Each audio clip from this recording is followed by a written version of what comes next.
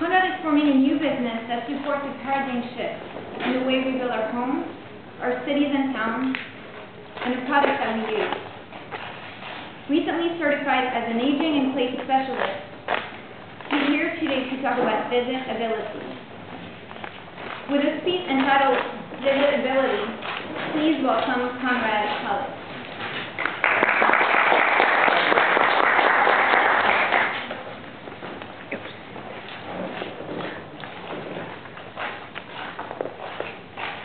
Once upon a time, long, long ago, there was a happy family who lived on the foothills of the Pyrenees in Spain. They were a shepherding family raising pigs and sheep.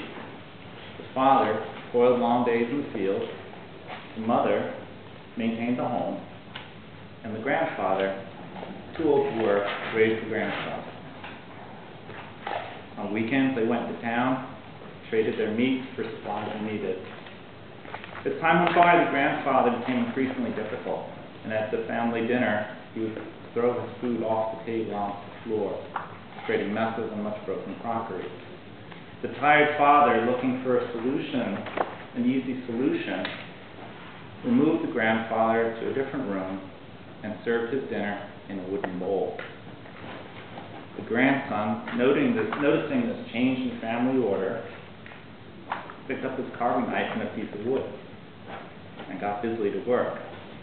The father noticed his ambitious son, and with curiosity and pride said, "What are you doing?" The son said, "Oh, Papa, I'm making you a wooden bowl for when you are old."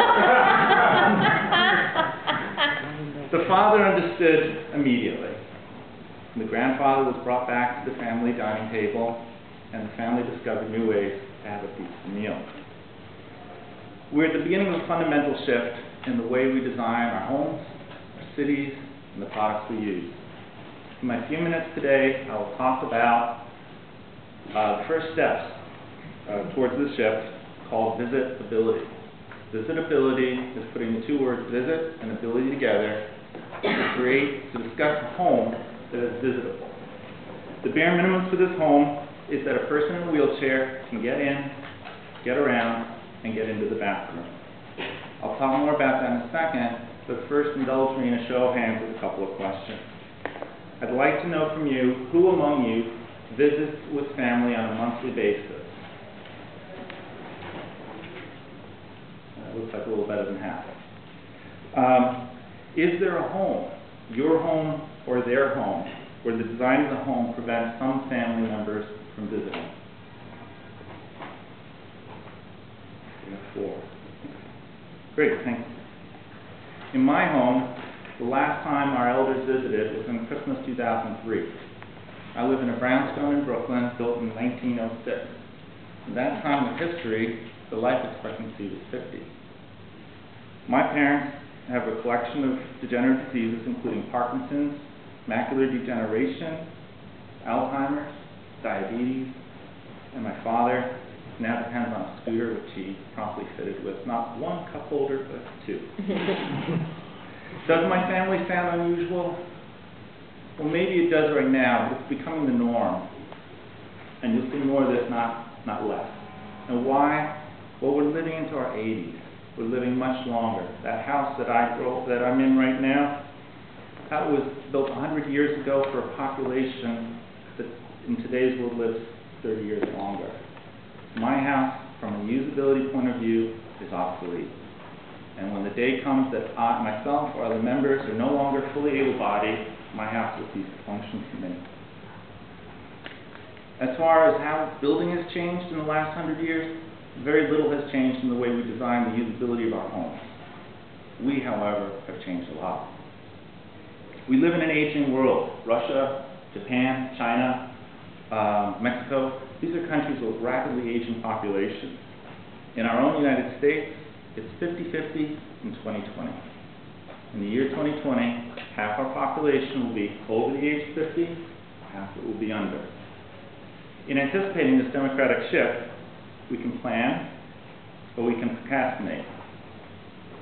We can spend a few dollars now and build appropriately, or we can spend a few $1,000s later and build corrective adaptations. We can kick grandpa out of the table, or we can keep him at the table. In design, this paradigm shift is known as universal design. It's an approach to design that's inclusive. It's an approach that supports independent living, and it provides lifestyles of ongoing opportunities, not diminishing ones. Today, I'm introducing you to what is the first simple step on this journey, and that is to design your home as visitable. Visitability is getting into the home and getting into the bathroom. It's private homes, not businesses. It's all homes, not some homes for some people with some special needs. It's a few accessibility features, not all of them. And it's eliminating the undesirable experiences for those who do deal with disabilities that include embarrassment, frustration, isolation, and anxiety when visiting a home that's not accessible. Finally, visibility is about normalcy. So what does your home look like? It has one entrance to a main floor that's wide enough. There are no steps to that entrance. The halls are a little wider, and there's a bathroom that somebody can get into. And this is all couched around a person who has a wheelchair. The person with a wheelchair can do it. Strollers, walkers, canes, the works, they're all good. Does visibility make a difference? Yes, it does. It's our belongingness that's at stake. We're a social people. It's who we are. And to be unable to move around and visit our family and friends is to take us out of that and to leave us essentially depressed. Yet as of 2005, 95% of single-family housing that was erected was built with steps and now doors and hallways. So my call to action to you is this. As you move forward from today, shift your thinking about disability. It's not the person who's disabled, it's the environment. We don't talk about the person that's disabled, we talk about the environment that's disabled.